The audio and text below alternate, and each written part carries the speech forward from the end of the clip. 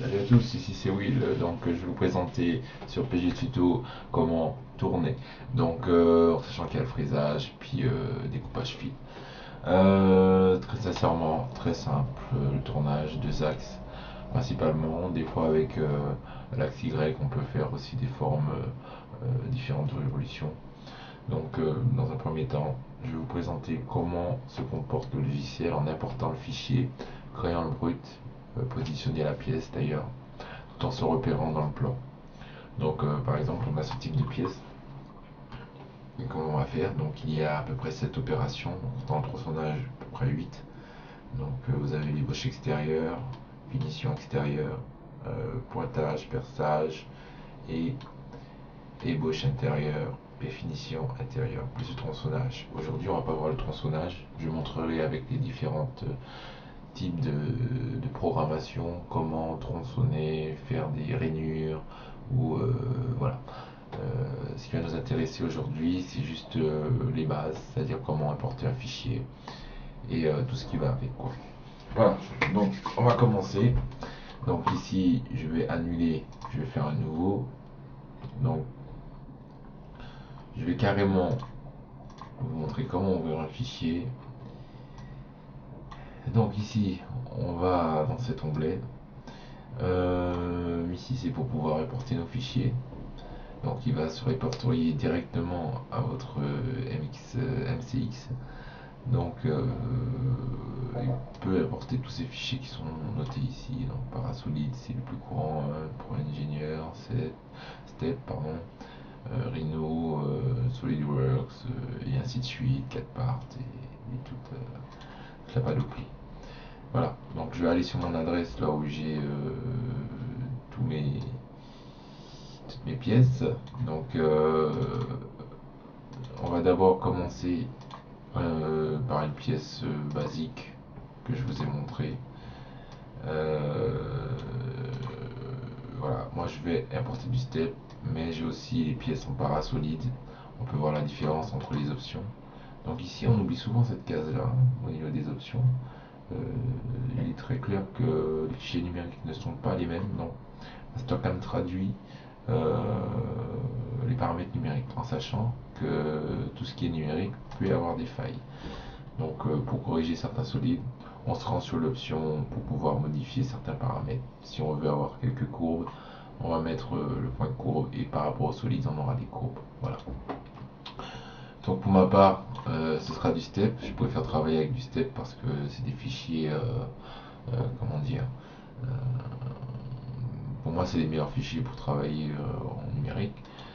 Après on peut travailler avec n'importe quel fichier, c'est une histoire de préférence. Donc on peut apporter le fichier, on peut le réparer aussi.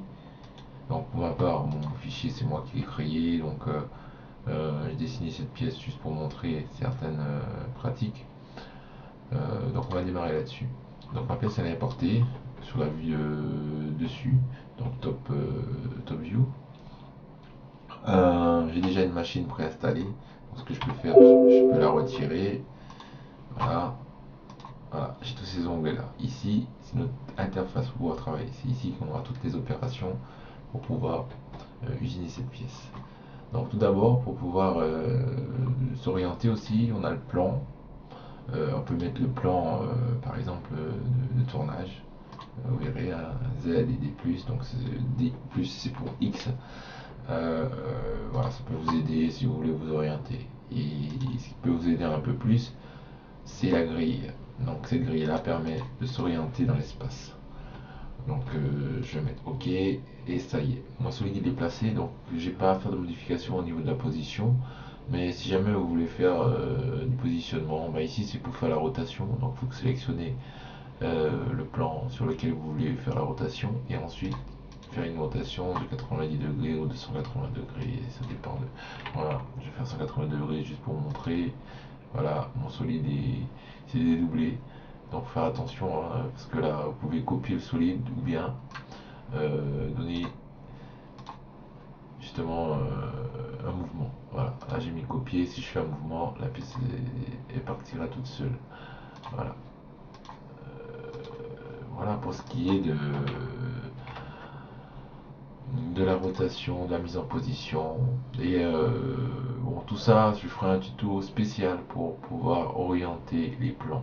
C'est très important de savoir comment se déplacer dans l'espace. Parce que lorsque vous n'arrivez pas justement à positionner une pièce, vous n'arrivez pas justement à avoir une bonne programmation. Si vous n'arrivez pas à mettre en place l'origine programme. Voilà pour ce qui est de tout ça. Donc je retourne à mon origine. Donc mon point 0 est situé ici. Voilà. Mon Z+, je vais travailler en Z+, parce que je trouve que c'est beaucoup plus simple, on n'a pas d'erreur de signes négatifs ou positifs. On sait que lorsqu'on sera en négatif, c'est soit pour tronçonner la pièce, ou soit pour faire d'autres opérations. Voilà. Voilà pour ce qui est de ça. Qu'allais-je dire d'autre? Voilà. Donc je vais mettre ma pièce en opaque. Donc c'est ici, en translucide. Donc je vois la forme intérieure que j'aurai, la forme extérieure. Donc j'ai toutes les vues. Donc pour préparer le solide, on va d'abord préparer les lignes pour pouvoir usiner le solide. Bon, je travaille comme ça, il y a différentes façons de travailler. Après vous suivez votre méthode. Soit on le met sur toute la pièce entière, mais on sait que le tour il usine que sur une partie de la pièce. Donc on appelle ça le tour, il sera usiné sur le haut. Donc je mets mon profil sur le haut. Après vous pouvez régler la tolérance. Moi j'aime bien chipoter un peu avec 5 microns. Voilà. Comme ça on est sûr d'avoir les bons codes. Donc ma pièce, le contour en bleu, c'est le profil de ma pièce. Si je retourne ma pièce, on voit tout le profil.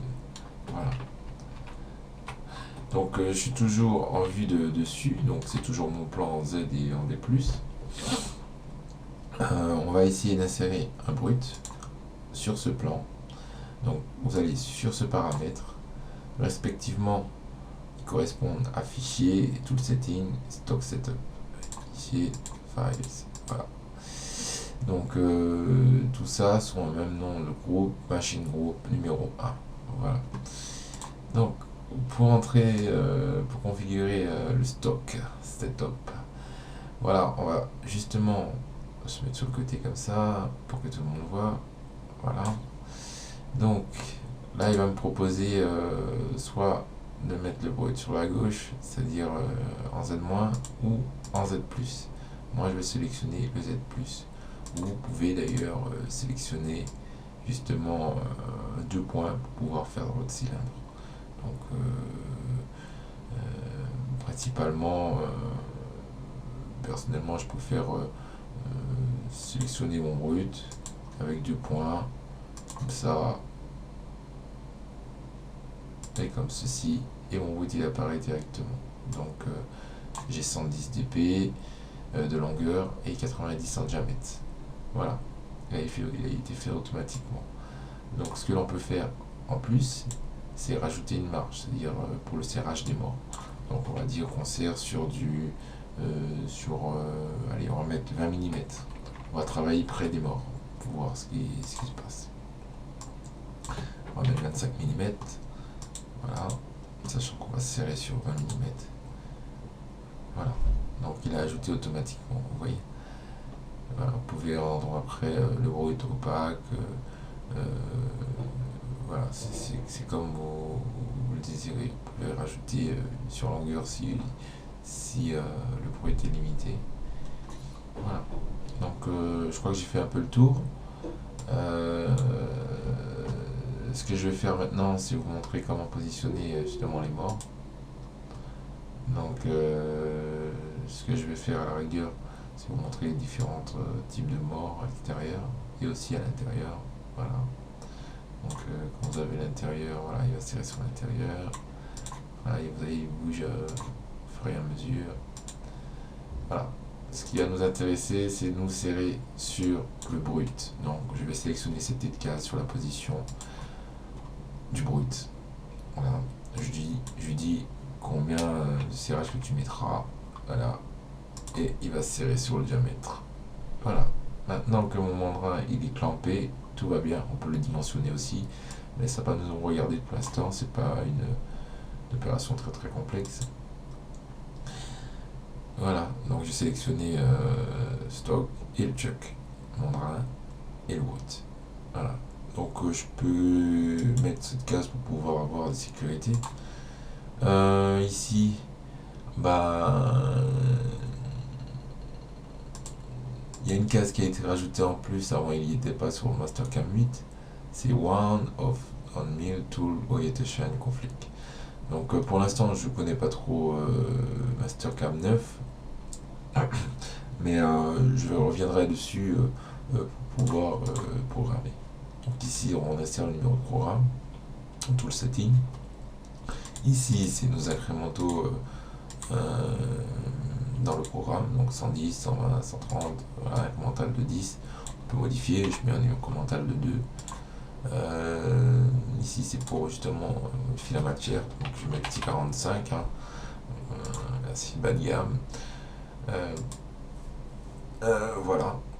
Donc là je crois que je fais le tour des paramètres.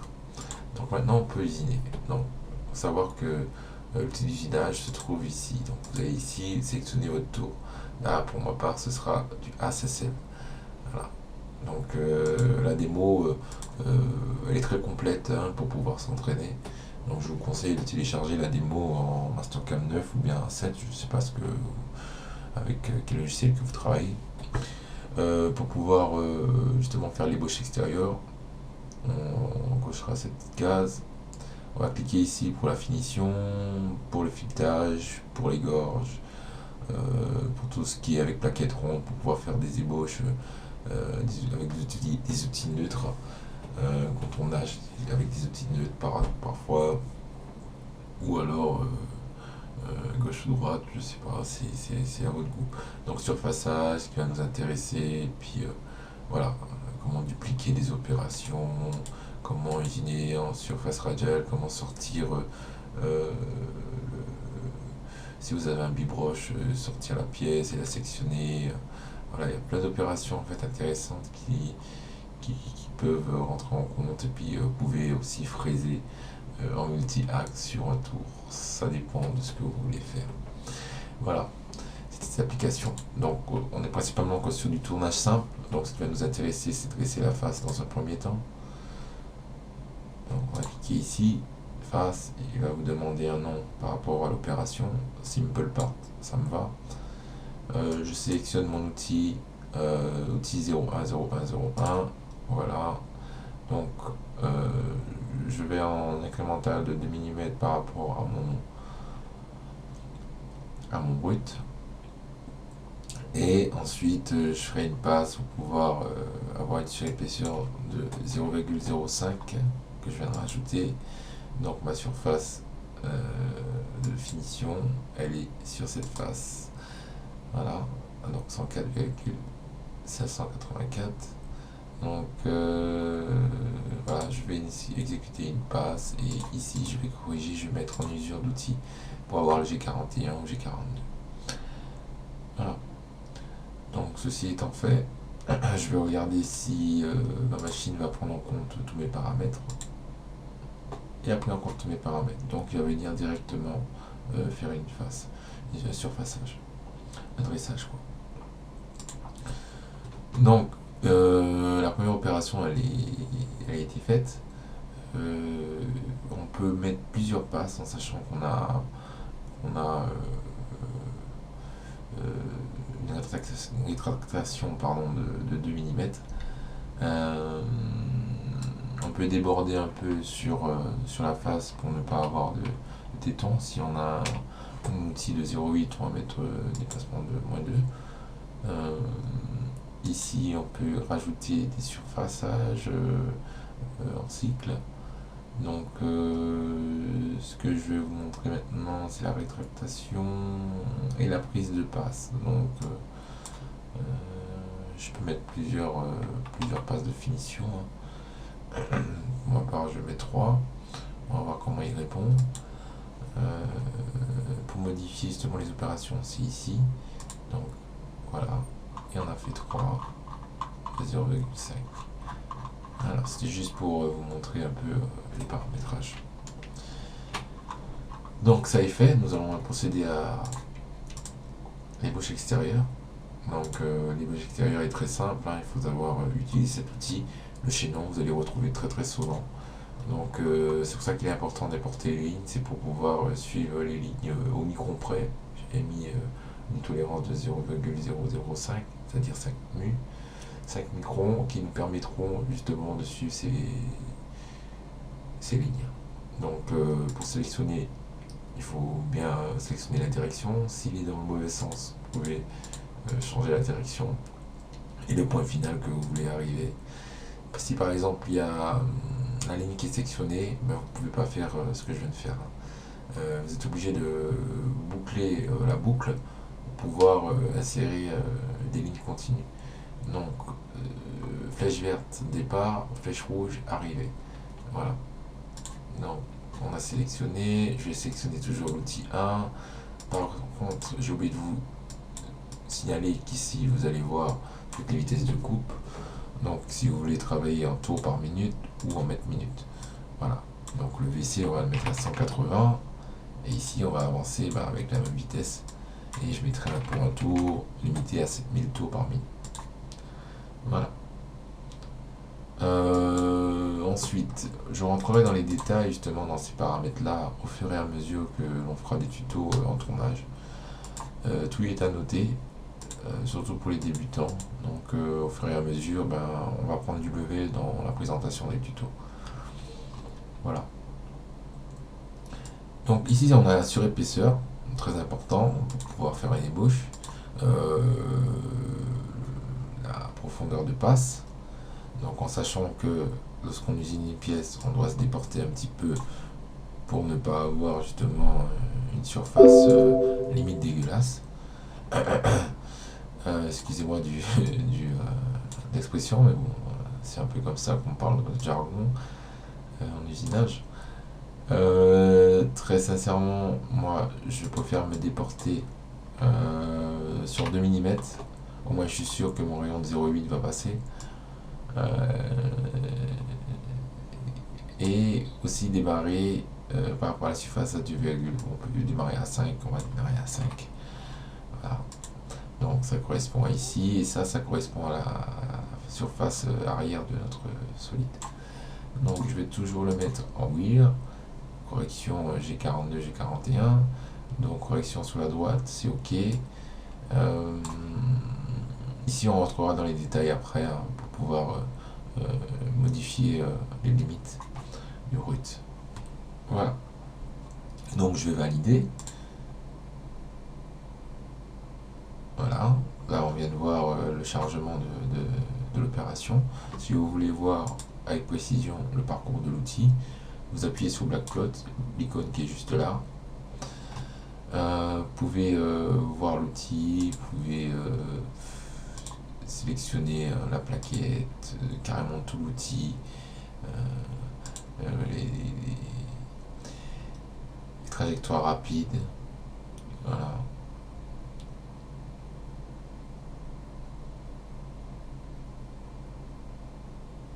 Voilà. Donc ça est fait, et après vous avez la simulation complète, c'est-à-dire avec tous les paramètres, la pièce brute. Donc il faut réussir à paramétrer cette pièce. Donc vous aurez cette interface, donc il charge, et ensuite vous avez cette interface. Vous pouvez vérifier le solide, vous pouvez avoir différentes vues, vous pouvez avoir des couleurs justement par outil, par opération. J'ai appuyé sur Start pour voir un petit peu comment ça se passe. Voilà, c'est à peu près la même chose. Donc il ne faut pas oublier qu'il faut sélectionner le surfaçage si vous voulez qu'il y ait surfaçage juste avant. Voilà. Donc ça va pas nous intéresser pour l'instant. Moi je préfère cliquer cette icône comme il génère beaucoup sur la carte mère, la carte graphique. Sélectionner en dernier pour voir le résultat de la pièce finale. Plus tendance à utiliser ça pour voir le parcours d'outil, s'il y a une bonne correction au niveau de l'outil. Voilà. Donc tout ça étant fait, nous allons maintenant faire l'ébauche intérieure. Donc pointage, perçage et ébauche intérieure. Donc pour générer ça, nous avons l'icône qui est ici, Drill. On va sélectionner notre outil de 12. On va laisser les mêmes correcteurs d'outils, ça ne nous intéresse pas pour l'instant. On n'est pas dans la programmation pure. Nous, on va aller à 3 mm de la surface que l'on va sélectionner ici. Donc on est à 104. Et avec un jeu de fonctionnel de 5 mm. On va mettre en incrémental par rapport à la surface que j'ai cliqué. Voilà. Donc on va regarder ce que ça donne. Donc est-ce que j'ai bien mon outil qui dépasse? Donc on va vérifier ça sur Blackplot.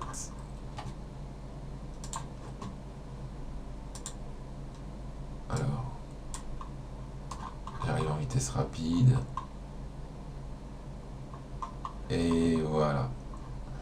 Là, on casse tout. Donc, il n'a pas vraiment compris le paramétrage. Donc, ce que je vais faire, remodifier tout ça.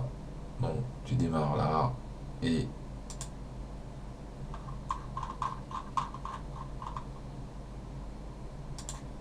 voilà. On va aller à -4 pour voir ce que ça donne. Là, on enregistre les modifications et on a notre trait. Donc les traits bleus, c'est l'opération en cours.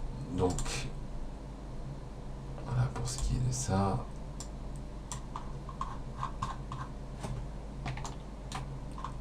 Alors quand l'outil il arrive, pour pouvoir accélérer un petit peu, vous pouvez avancer ces trous-là. Voilà. Maintenant, nous allons centrer. C'est le même type d'opération, hein. Sauf que nous allons sélectionner un outil avec la largeur du trou. Donc, pour ma part, ce sera du 13,33. Donc, on va sélectionner un outil diamètre 12. Particularité, on peut paramétrer tout ça, hein, en sachant que notre longueur de pièce elle est beaucoup plus volumineuse. Donc je vais mettre du 150 ici, je vais mettre du 140, 135 et je vais mettre du 120 ici. Voilà, on peut paramétrer aussi notre porte-forêt. Donc je paramétrer la longueur qui est ici pour ne pas avoir de surprise. Alors ici je vais mettre 80. Donc on fait la compensation entre les deux, hein, on aura 120. Donc on peut regarder l'outil s'il lui vraiment maintient. Là. Donc mon outil est modifié. Maintenant je peux faire une opération avec. Donc je vais lui dire, bon écoute, on va aller en absolu, pas à 100 mais à 0, sachant que notre surface est à 0. Ou à -5 pour pouvoir déboucher, ou alors vous avez cette icône là pour déboucher de 5 mm par rapport à la surface que vous avez sélectionnée. Voilà. Donc l'opération va commencer ici, et ensuite elle va arriver toutefois. Voilà, on voit la marque ici. Donc il a été très rapide au niveau du chargement, on n'a pas pu voir l'outil, mais vous pouvez revérifier avec Blackplot. Donc maintenant on va faire l'ébauche intérieure. On va être très rapide avec ça. Tac, hop là, hop là. Une fois qu'on comprend le principe, ça va un peu plus vite. On va sélectionner un outil. S'il n'y a pas d'outil justement de diamètre 13, donc on va créer un outil. On clique le bouton droit ici sur la surface et on sélectionne Drawing Bar avec du 8 en diamètre. Et l'épaisseur, on va prendre du T3. Ensuite, avec un diamètre 0,4, bon après c'est au choix, hein, le type de plaquette, hein. On va pas chipoter. Donc je suis sur du CNMG, bon ça me plaît aussi, on peut prendre aussi du WNMG, ça dépend de ce que vous voulez avoir comme effort petit. Je vais justement redimensionner la barre parce qu'elle est trop grande au niveau largeur et du diamètre. Donc ici, je peux faire avoir une barre par exemple de diamètre et qui se déporte par exemple de 2 mm, donc je vais mettre 10, voilà, sous une longueur pour qu'elle soit à peu près normale. Et pour regarder le dessin que vous avez, les paramètres que vous avez changés, c'est ici. Ah, il y a un petit problème, il est sur le haut, donc on va changer tout ça. On va mettre setup, on va le mettre horizontal. Ici, c'est pour justement orienter vos paramètres d'outils. Voilà, si vous voulez que la rotation se fait vers vous ou bien vers la machine. Voilà, sens horaire, sens anti-horaire.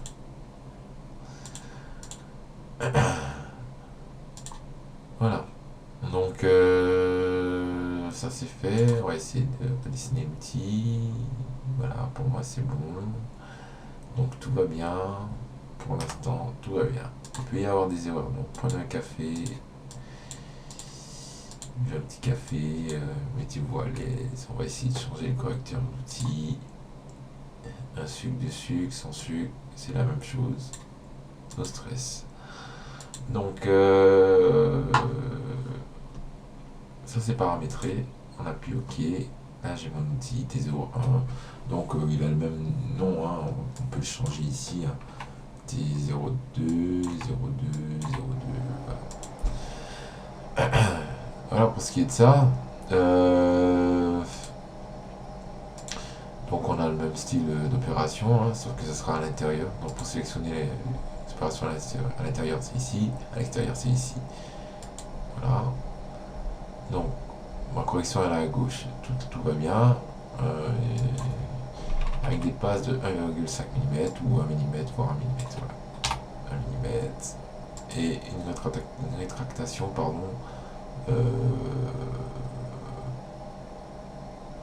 Je n'ai pas encore de rétractation. Donc on verra par ailleurs comment paramétrer tout ça dans un autre tuto.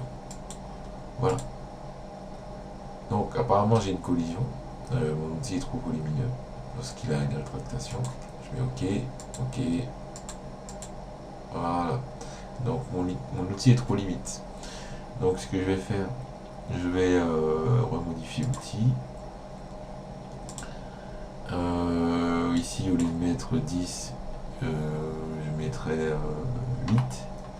Ici je mettrai 4. Non pas 4, je mettrai...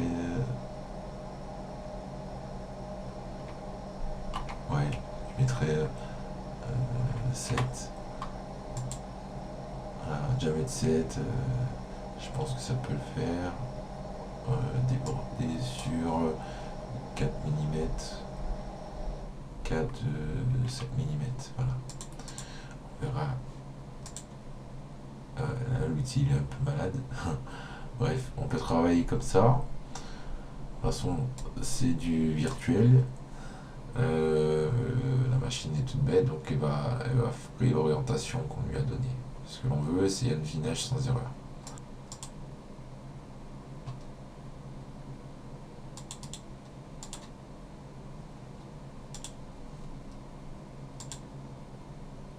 Voilà. Donc il a généré sans erreur. Voilà. Donc tout ça est fait. Maintenant, on va procéder justement à la finition avec le même outil. Pour sélectionner la surface précédente, c'est ici. Donc on sélectionne toujours le même outil, toujours les mêmes correcteurs, sachant que vous pouvez prendre un autre outil. Tout ça, ça me va. Toujours un usinage intérieur, correction à gauche. On va mettre sur Weir, pour moi j'ai 41, 42. Comme ça on peut contrôler l'usure avec diamètre 0,04. Rayon 0,4 pardon. Et pour finir, le surfaçage en haut. Donc on va sélectionner une partielle, voilà, et voilà. Donc je faire une petite modification. Donc il veut me sauvegarder à gauche, c'est une erreur. Donc ça va générer, on va le garder pour générer l'erreur. On va prendre un outil un peu plus fait pour la finition, celui-là. Donc on va prendre du BMT par exemple. Voilà. Donc on pourra voir justement que la correction de l'outil est mal orientée. Donc si on prend l'autre correction,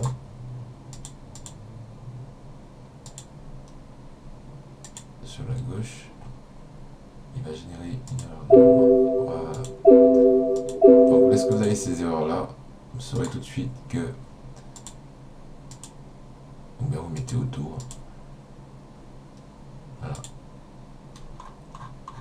Donc pour changer le sens justement de l'usinage, vous allez cliquer ici, vous faites reverse, change the side. Ah non, c'est pas ici, excusez-moi. Ou rechaîner tout et vous allez dans ce sens pour arriver à faire l'adressage en même temps. Voilà. Qu'est-ce que ça peut donner? Donc, on sait qu'on a eu ce message là quand il y a une mauvaise orientation justement de notre outil. Et maintenant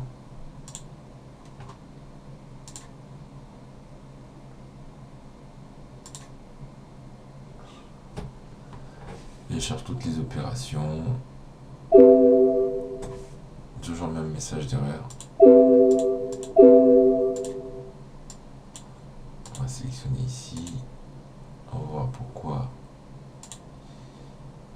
Ah, il veut pas plonger. Donc pour dire de plonger en fait dans la matière, dans l'autre sens, il faut sélectionner cette partie là. Donc tu vas plonger carrément pour faire pour suivre la courbe du sens opposé. Dans le sens de la droite vers la gauche, il n'y avait aucun problème. Mais dès que je vais dans le sens de la gauche vers la droite, là il y a plus de problèmes. Donc savoir comment vous voulez travailler. Moi j'ai pour habitude de repousser le copeau vers l'extérieur, non, de la gauche vers la droite. Donc voilà. Pour pouvoir éviter d'autres erreurs, vous pouvez justement paramétrer l'arrivée d'outils et la sortie d'outils. Donc moi je vais arriver en perpendiculaire par rapport à la surface, 5 mm, ou on peut arriver en tangente, hein, ça dépend de comment vous travaillez. Normalement, si vous vous déportez par exemple pour pouvoir aller un peu plus loin, étendre la surface, bah, vous rajoutez 1 mm par exemple par rapport à l'épaisseur de plaquette. Alors, comme c'est du 0,8, on va mettre du 2 mm. Et après, il va repartir en 45 degrés sur 2 mm. Voilà. C'est un peu comme ça que l'on traduit le lead in, lead out. Donc, je vais générer tout ça. Et là, il n'y a aucun problème. Donc, ça c'est à retenir. Une autre chose à retenir, c'est lorsque vous faites l'entrée dans la matière. Vous voyez, un surplus de matière ici, vous pouvez voir directement. Ou bien, vous pouvez sélectionner l'icône qui est ici pour la simulation pour pouvoir vérifier si votre solide est bien usiné, correctement usiné. Voilà, ce sera tout pour aujourd'hui. Donc on va se quitter sur la simulation, juste en modifiant avant de partir le paramètre d'entrée. Hein. Vous allez voir qu'il y a une grande différence. Et bah, je vous dis à bientôt pour un prochain tuto, pardon, sur PG Tuto. Allez, au revoir.